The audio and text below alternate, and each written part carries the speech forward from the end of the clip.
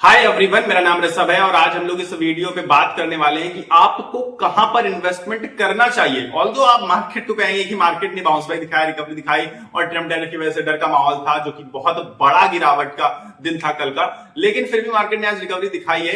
तो अभी भी जो लोग डरे हुए हैं, आप सब लोग, हम सबको पता है कि क्या अभी भी मन में हमारे थोड़ा सा दो राय रहता है कि क्या इन्वेस्टमेंट करें या ना करें। तो उसी के बारे में आपको बताने वाला हूं कि आपको इन्वेस्टमेंट करनी चाहिए या फिर नहीं करनी चाहिए। अब अगर आप डरे हुए हैं ट्रंप के टैरिफ की वजह से, उस टैरिफ वॉर की वजह से, और अब सोच रहे हैं कि इन्वेस्टमेंट नहीं करेंगे, मार्केट तो अभी बहुत नीचे जा सकता है, तो मैं आपको इस वीडियो में आपके लिए लेकर आया हूं ऐसे सेक्टर्स और ऐसे स्टॉक्स जिसमें ट्रंप के टैरिफ का 1% भी फर्क नहीं पड़ने वाला है। यानी कि टोटली इंडियन बेस्ड कंपनियां हैं जो कि अपना बिजनेस सिर्फ और सिर्फ इंडिया में एक्सपैंड करती हैं और इंडिया में राज करती हैं, मतलब इंडिया में ही उनका पूरा का पूरा कामकाज है। और जो प्रॉब्लम है वो तो यूएसए में ट्रंप की तरफ से, यानी कि टैरिफ वॉर, जो इंपोर्ट ड्यूटी लगेगी वो तो सब वहां पर लग रही ना।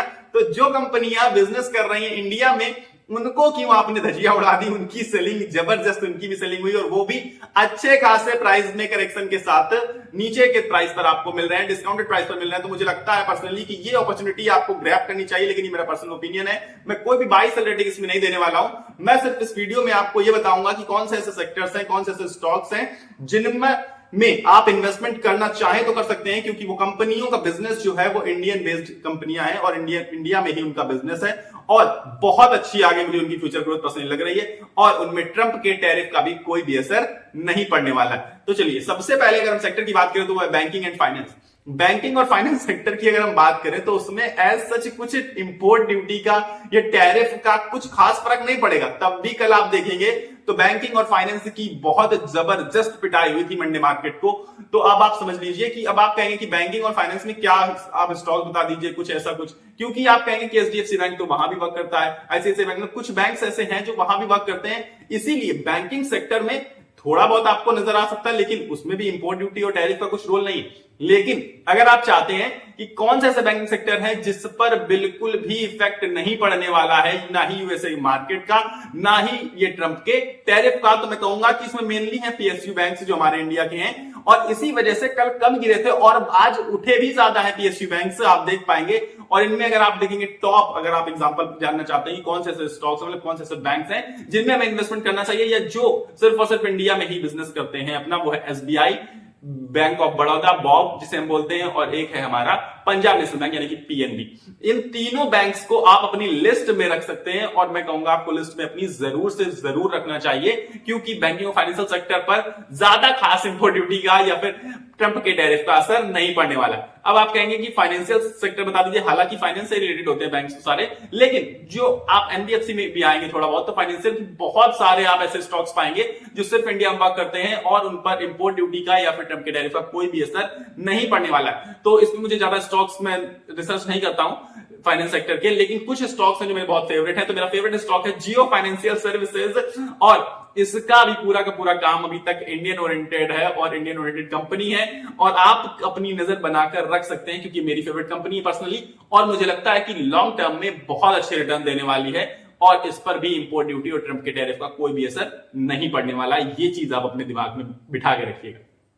बाकी अब मैं दूसरे सेक्टर की अगर बात करूं तो मैं कहूंगा कंज्यूमर एंड गुड्स। आप कहेंगे कंज्यूमर कैसे, कंज्यूमर सेक्टर में तो एफएमसीजी सेक्टर आता है, वो इंपोर्ट करता है काफी सारी चीजें, पर कुछ ऐसी कंपनियां भी हैं जो सिर्फ और सिर्फ इंडिया में ही अपने बिजनेस को एक्सपैंड करती हैं। लेकिन इसके बावजूद जब कल गिरावट आई है तो ट्रंप के टैरिफ वाली जो प्रॉब्लम आई थी, जिनका टैरिफ से कोई लेना देना नहीं था, फिर भी आप सब लोगों ने उन्हें सर्फ एक्सेल लगाकर खूब धोया, खूब धुलाई करी, खूब पिटाई पड़ी उनकी।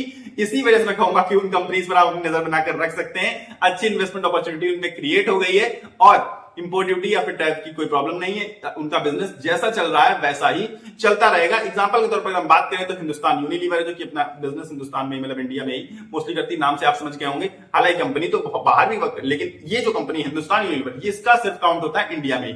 बाकी अगर बात करें नेस्ले इंडिया की, तो वो भी इंडिया में ही अपना काम कर रही है और एक है आईटीसी। तो ये तीनों कंपनियां बड़ी कंपनियां, अच्छी कंपनियां और इंडिया में ही अपना बिजनेस ज्यादातर करती हैं। तो इस पर भी खास इफेक्ट नहीं पड़ने वाला है आपके ट्रंप के टैरिफ का। तो इन पर आप अपनी नजर बनाकर रख सकते हैं और आपको बहुत अच्छे डिस्काउंट प्राइस पर मिल रहे हैं। अगर आपको लगे कि अच्छे प्राइस पर मिल रहे हैं तो आप, मेरी तरफ से मतलब पर्सनल ओपिनियन है मेरा, कि इन्वेस्टमेंट कर सकते हैं आप लोग, फ्रेश बाइंग के लिए बता रहा हूं। नेक्स्ट अगर हम सेक्टर की बात करें जिस पर ज्यादा खास इफेक्ट नहीं पड़ने वाला है, अगेन मैं कहूंगा कि ट्रंप के टैरिफ का, तो वो है इंफ्रास्ट्रक्चर। आप सब जानते हैं कि इंडिया में अभी बहुत कुछ, पूरा इंडिया बिल्ड होना बाकी है और बहुत सालों तक ये इंडिया का बिल्डअप चलता रहेगा। और ट्रंप के टैरिफ के इसका क्या लेना देना? हमारे इंडिया में अगर इंफ्रा तैयार हो रहा है, इंफ्रास्ट्रक्चर बिल्ड हो रहा है, तो इससे ट्रंप का टैरिफ कहां से आ जाएगा? लेकिन इसके बावजूद इंफ्रास्ट्रक्चर की भी काफी अच्छे से धुलाई हुई है। और अभी मुझे लगता है पर्सनली कि 50 साल तक इंफ्रा बिल्डिंग, मतलब इंफ्रास्ट्रक्चर की जो बनावट है वो नहीं रुकने वाली है हमारे देश में। तो लॉन्ग टर्म में आपको बहुत अच्छा पैसा इंफ्रास्ट्रक्चर में मिल सकता है। तो इंफ्रास्ट्रक्चर के सेक्टर में आप अगर जाएंगे तो अच्छे खासे स्टॉक्स पाएंगे जो कि वर्क करते हैं हमारे इंडिया से रिलेटेड ही, तो आप उन पर अपना पैसा लगा सकते हैं। एग्जांपल के तौर पे भी हैं कुछ, जैसे L&T आपने सुना होगा, बहुत फेमस नाम है। तो आप चाहें तो पर्सनली बता रहा हूं, रेल विकास निगम RVNL करके, तो वो रेल विकास के निगम मतलब उनके रेलवे सेक्टर का ही है, लेकिन पूरा उनका भी इंफ्रास्ट्रक्चर बिल्डिंग का ही काम है। तो आप ऐसे सेक्टर पर, ऐसे स्टॉक्स पर नजर बनाकर रख सकते हैं जिनका कामकाज इंडिया ओरिएंटेड है और बहुत अच्छा कामकाज है और बहुत अच्छा चल भी रहा है।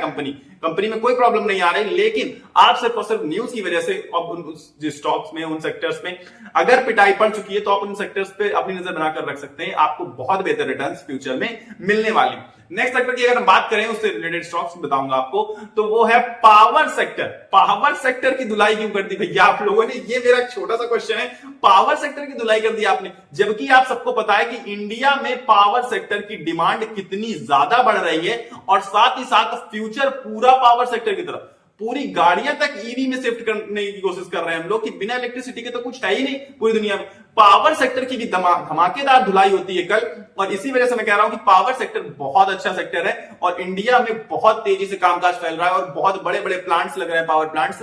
तो पावर सेक्टर में आप लोग इन्वेस्टमेंट कर सकते हैं। और पावर सेक्टर अच्छा इसलिए है क्योंकि देखिए अभी तो डिमांड है ही, फ्यूचर में भी ग्रोथ इसकी बहुत अच्छी दिख रही है। मतलब पावर स्टॉक्स का जो फ्यूचर है वो बहुत ब्राइट दिख रहा है, जगमगाता हुआ दिख रहा है, क्योंकि इनका काम ही किसका है? पावर का है। पावर रिलेटेड है तो पावर तो है इनके अंदर। इसी वजह से मैं इसमें आपको बताना चाहता हूं, कुछ स्टॉक्स के नाम बता देता हूं आपको, क्योंकि आपको स्टॉक्स के नाम सबसे पहले जानने होते हैं, सेक्टर से आपको कोई मतलब नहीं।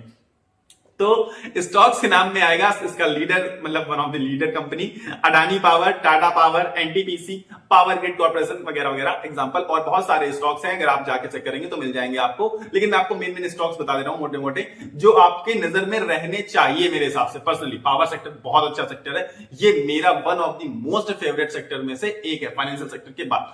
तो अब मैं आपको बताऊंगा कि और भी कुछ स्टॉक्स हैं। अब देखिए सेक्टर की बात नहीं करते क्योंकि सेक्टर स्पेसिफिक में उन पर असर पड़ रहा होगा, लेकिन अब मैं अगर आपको बताऊं कि कुछ ऐसे स्टॉक्स हैं जिन पर उन ट्रंप के टैरिफ का कोई खास फर्क नहीं पड़ रहा है, इंडिया में उनका बिजनेस है, तो वो आप याद रखिएगा। ये कंपनियों के बारे में आपको नाम बता देता हूं। सबसे पहली कंपनी तो रिलायंस, हमारी जो टॉप कंपनी है इंडिया की, और इसके बावजूद खास इंडिया में तो पूरा इसका कब्जा, दबदबा है इंडिया में, इसके बावजूद इसकी धुलाई हुई, बहुत तगड़ी धुलाई हुई, हालांकि फिर से रिकवरी करता हुआ दिखाई पड़ रहा है आपको। तो अदर जो कंपनीज है उनमें से सबसे ऊपर आपको रिलायंस का नाम रखना है। ये सब अपनी लिस्ट में आप बिल्कुल ऐड कर सकते हैं, बिना निसंकोच होकर, बिना सोचे समझे। बाई करिए या ना करिए, अपनी लिस्ट में ऐड करके जरूर रख लीजिए, ताकि आप देखकर पछता सकें कि काश ले लिया होता तो आज यहां पर पहुंच जाता। ठीक है, रिलायंस कंपनी है, भारतीय एयरटेल है जो कि इंडिया में वर्क करती रहता है, अडानी इंटरप्राइजेस है, पावर फाइनेंस कॉर्पोरेशन है, PFC, पावर सेक्टर को ही फाइनेंस कर रही है, इंडिया में ही वर्क कर रही है, इसके बावजूद धुलाई, बहुत पिटाई पड़ रही। कोल इंडिया है, कोल इंडिया भी लगभग पावर सेक्टर से रिलेटेड कह सकते हैं हम लोग। हिंदुस्तान एरोनॉटिकल्स, इसके बाद CDSL, आपको पता है CDSL क्या डिपॉजिटरी है? डिपॉजिटरी है तो बाहर से डिपॉजिट करने जा रही है, इंडियन मार्केट की डिपॉजिटरी कर रही है। हालांकि इस पर थोड़ा बहुत इंपैक्ट पड़ सकता है, अगर मार्केट में पैसा कम आएगा या ट्रांजेक्शन कम होंगे तो इस पर थोड़ा बहुत असर पड़ सकता है, लेकिन लॉन्ग टर्म में बहुत अच्छी कंपनी है और इंडिया में ही बिजनेस करती है CDSL और REC। इन सारी कंपनियों पर, इन सारे स्टॉक्स पर, इन सारे सेक्टर्स पर आपको अपनी नजर बनाकर, अपनी नजर जमा कर रखनी है, क्योंकि ये सेक्टर्स, ये स्टॉक्स आपको फ्यूचर में अरबपति बनाने की दम रखते हैं और बहुत बड़ी वेल्थ जनरेट कर सकते हैं आप लोग, अगर आपने इन सेक्टर्स पर, इन स्टॉक्स पर आज पैसा लगाया, क्योंकि इन पर ट्रंप के टैरिफ का कोई भी असर नहीं होने वाला है और ना ही हो रहा है, क्योंकि ये कंपनियां कहां काम करती हैं? हमारे देश में, इंडिया में वर्क करती हैं, बाहर इनका USA से कोई लेना देना नहीं है। तो आप लोगों को क्या करना है, इन पहले तो सारी की सारी कंपनियों को जो मैंने नाम बताए हैं, सारे सेक्टर्स को, अगर आपको कोई और भी सेक्टर्स की कंपनियां बताएं जो इंडियन बेस्ड हैं, तो आप उनको तुरंत अपनी वॉच लिस्ट बनाइए बढ़िया सी और उसमें ऐड कर लीजिए। इसके बाद आपको 2-4 दिन एनालाइज कर सकते हैं अगर आप करना चाहें तो। वैसे आप एनालाइज करेंगे तो आपको दुखी होगा, आपको लगेगा कि 5 से 7% मिस कर दी रही, तो आपको उनमें इन्वेस्टमेंट की, मतलब मैं पर्सनल अपना ओपिनियन शेयर कर रहा हूं कि बाय सेल नहीं बोल सकता हूं, रेटिंग बाय सेल नहीं दे सकता, तो इस वजह से पर्सनल ओपिनियन अगर बताऊं तो मेरे हिसाब से आप सभी को खरीदारी करनी चाहिए, खरीदारी की सलाह मेरी तरफ से पर्सनली। लेकिन आप अगर नहीं चाहते तो आप चुपचाप से उसे ऐड कर लीजिएगा वॉच लिस्ट में अपनी, और देखते रहिएगा रोज 2-2, 4-4% बढ़ते हुए, भागते हुए उन स्टॉक्स को, ताकि आप कुछ ना कर सके, पैसा ना कमा सके, वेल्थ ना जनरेट कर सके, तो उन स्टॉक्स को देखकर दुखी हो सके। अब इस काम के बाद वॉच लिस्ट में ऐड कर लिया, खरीदारी जो करनी थी वो सब कुछ आपने कर लिया, फिर आपको क्या करना है? अब आपको करना यह है कि इस वीडियो को तुरंत लाइक कर देना है, ताकि आपको मेरे थ्रू दूसरे वीडियोस में बनाऊं तो आ जाते हैं ना, जब आप लाइक करते हैं तो YouTube के एल्गोरिथम के अकॉर्डिंग आपके पास मेरे अदर वीडियोस भी आने लगेंगे।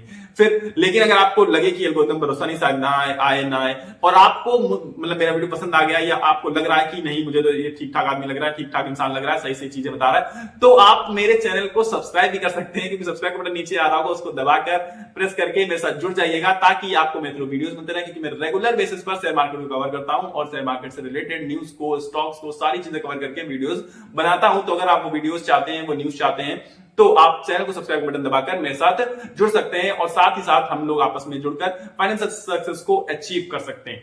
मिलेंगे अगले वीडियो में, तब तक के लिए आपको अपनी सेहत का ख्याल रखना है। स्वस्थ रहिए, मस्त रहिए। नमस्कार, धन्यवाद।